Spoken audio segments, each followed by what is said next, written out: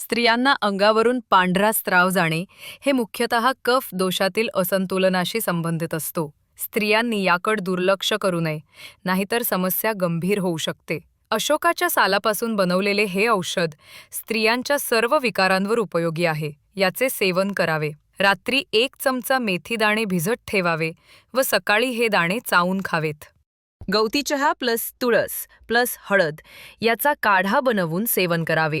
जेव्हा हे 3 एकत्र घेतले जाते तेव्हा त्याचे परिणाम पुढीलप्रमाणे दिसू लागतील.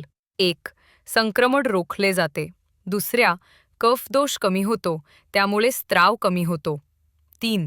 गर्भाशय शुद्ध आणि बळकट होते. 4.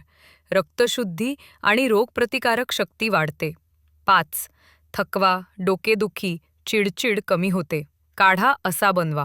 1 कप पाण्यात 5 ते 6 तुळशीची पाने, 1 टीस्पून गवती चहा, हळद, अर्धा टीस्पून घालून 5 मिनिट उकळू द्या. कोमट असतानाच घ्या.